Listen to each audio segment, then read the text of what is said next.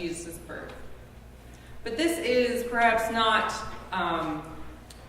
the popular story. I think mostly we hear the story from Luke, right? Where we hear about Mary and the angel comes to Mary, and then there's a much longer narrative about how they get to Bethlehem and everything.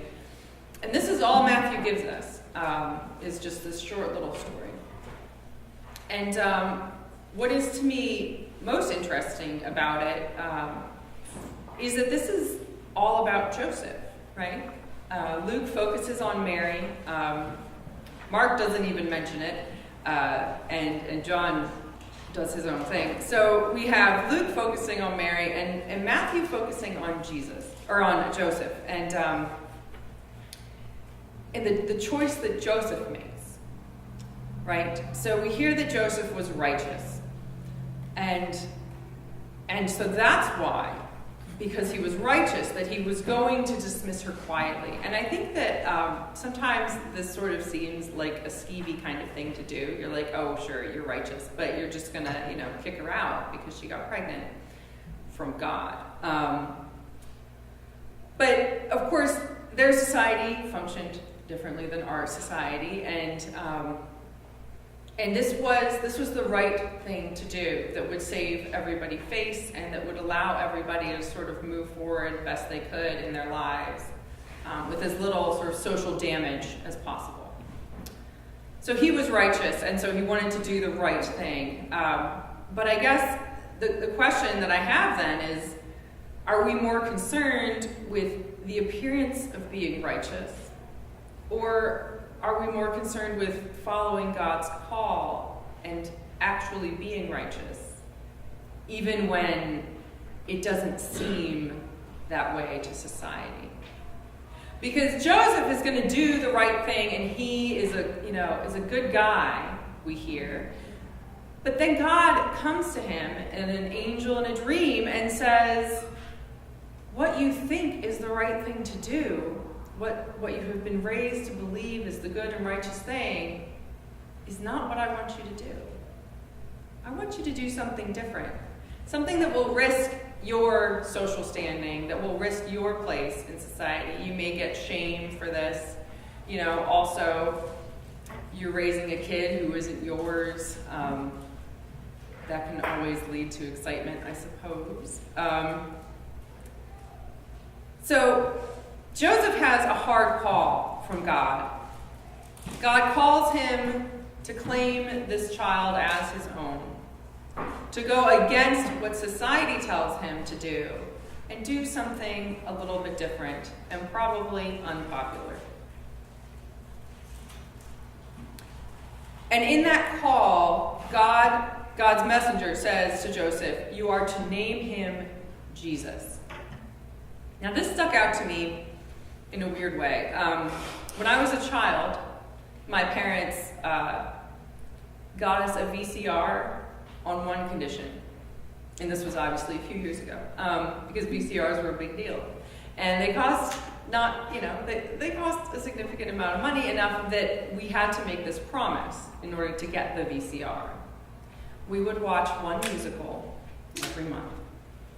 This is the kind of family I grew up in, where this was important to them. And so we watched lots of musicals. We watched South Pacific and My Fair Lady and I can't think of, all the musicals, The King and I. But the one that popped into my head when reading the gospel this week, may surprise you, it was Oliver. Because God's messenger says to Joseph, you are to name him Jesus. I haven't watched Oliver in years. And I remember the gist, and I remember some of the songs, mostly when I'm hungry, glorious food.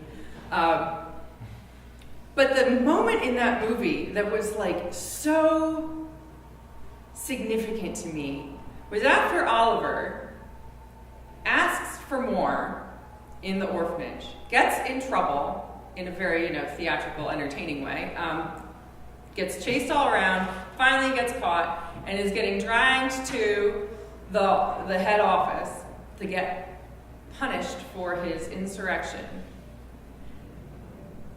The point comes up that the governors of the school or orphanage will punish the one who named him. So by naming someone, you are taking responsibility for them.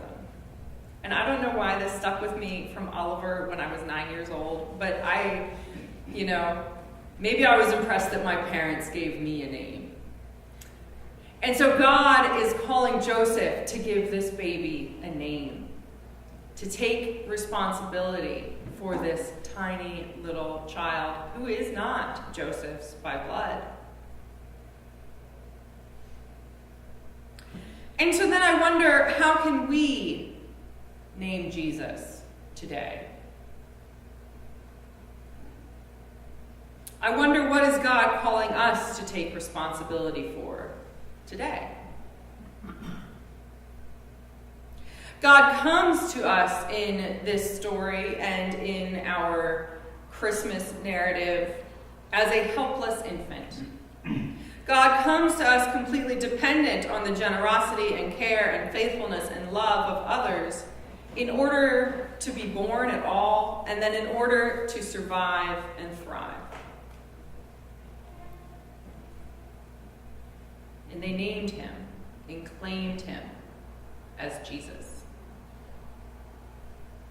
So where do we see helplessness in our world? Where do we see the potential for suffering? Where do we see people who need to be named? Maybe not as Jesus, but as our brothers and sisters. I think we can name Jesus in the suffering of our siblings in Aleppo. I know there have been a lot of parallels drawn to refugees with children fleeing violence, which of course is not the Christmas story, but it happens right after it. We can name Jesus in the suffering of our siblings of color in our own country and communities. We can name Jesus in the suffering of God's creation at the hands of corporations and governments who are more concerned with the bottom line than stewarding the resources God has given us for our future. We can name Jesus. We can find the suffering and the helpless and those who we can claim as our own in so many ways. Now, we are so close, and I know this is kind of a downer of a sermon, for 1 week away from Christmas, when we can get together with our family and friends, when we can eat entirely too many cookies. I certainly plan on doing that. When we can open gifts, and we can look at the tree, and we can just be filled with joy. But we are so close, also, to the birth of God into our lives. A moment of joy, yes, but as anyone who's ever been at all close to an infant knows, that joy comes with a lot of responsibility. We are so close to that tiny, helpless baby who is coming and who has come and who will come to save us all from our sins. And we, like Joseph, have been given a call from God. And we, like Joseph, can follow that call in the confidence that God will be with us, because the other name for Jesus is Emmanuel, God with us. God is with us as we journey towards the manger and as we journey towards each other. So Joseph named Jesus and claimed Jesus. Where can we name our brothers and our sisters and our siblings? And where can we claim their lives as our responsibility?